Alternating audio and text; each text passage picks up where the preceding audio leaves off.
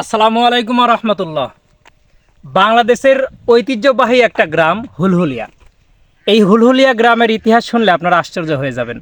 এটা বাংলাদেশের পুরা কান্ট্রির ভিতরে এই গ্রামের ইতিহাসের সঙ্গে মিল রেখে আর কোনো গ্রাম তৈরি হয়নি। চলুন মূল ভিডিওতে আপনাদেরকে পুরো ইতিহাসটা তুলে ধরা যাক।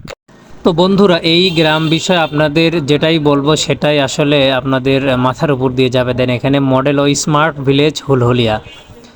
এই গ্রামের দেখেন শুরুতেই ঢোকার আগে দেখেন তাদের একটা কিন্তু এক্সট্রা একটা সিস্টেম আছে। তো এটা হুলহুলিয়া উচ্চ বিদ্যালয়, আমরা উচ্চ বিদ্যালয়ে গিয়েছিলাম। তো রাস্তার মধ্যে হুলহুলিয়া উচ্চ বিদ্যালয়টা বেঁধে গেল, সেখানে এই যে গ্রামের দৃশ্যটা দেখেন।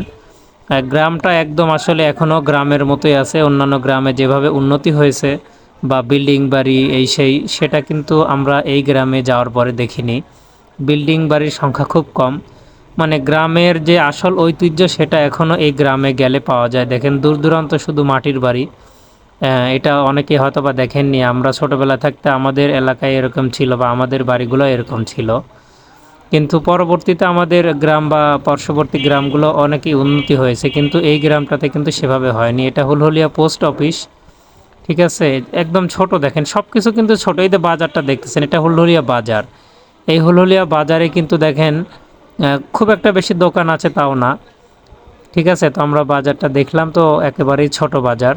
তো আমরা বাজার শেষ করে ভাবলাম যে একটু হুলহুলিয়ার একদম মাঠে যাব, মানে জমির যেই আর কি জমি বলে যেটাকে, যে চাষাবাদ জমির ভিতরে যাব। তো সেখান থেকে আমরা ইউটার্ন হয়ে এই যে ছোট্ট একটি ব্রিজ এবং ডান পাশে দেখতে পাচ্ছেন আপনারা হুলহুলিয়া খেলার মাঠ।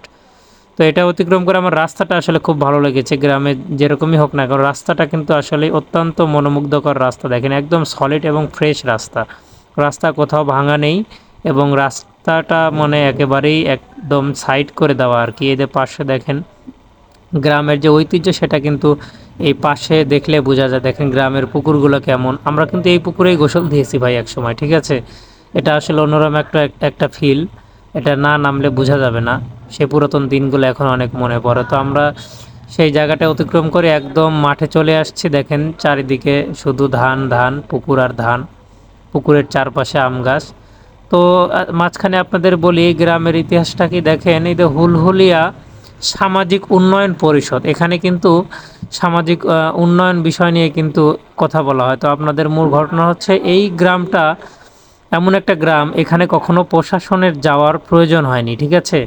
এবং তাদের কিছু মানে এক ধরনের আপনারা বলতে পারেন যে একদম স্মার্ট ভিলেজ বলেছে না, যে আসলে তাদের এই গ্রামটা হচ্ছে যে একটা ছোট্ট রাষ্ট্রের মতো আর কি। এখানে কিন্তু তাদের আলাদা মন্ত্রী আছে, আলাদা সেনাপতি আছে, আলাদা মানে অ্যাডভাইজার আছে। মানে মোট কথা আপনি যেমন আমি যেমন দেশে আছি, আমাদের দেশের মাথার উপরে যেমন কিছু আছে, ঠিক এই গ্রামের কিন্তু মানে একটা রাজা বাচ্চাদের আমলে যেমন রাজা ছিল, রাজার মন্ত্রী ছিল, ঠিক এই গ্রামটা কিন্তু সেইভাবেই চলে।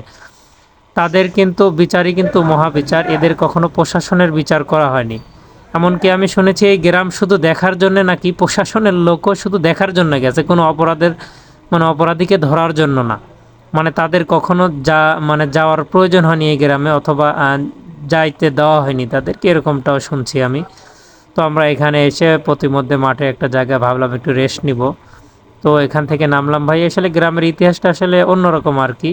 এই গ্রামে যা কিছু হবে শুধুমাত্র এই গ্রাম ভিতরেই সীমাবদ্ধ। তো আমি এখান থেকে একটু পুকুরে নামলাম, মুখ চোখ একদম বালিতে মেখে গেছে। তো ভাবলাম পুকুরের পানি দিয়ে মুখটা একটু ফ্রেশ করে নিব।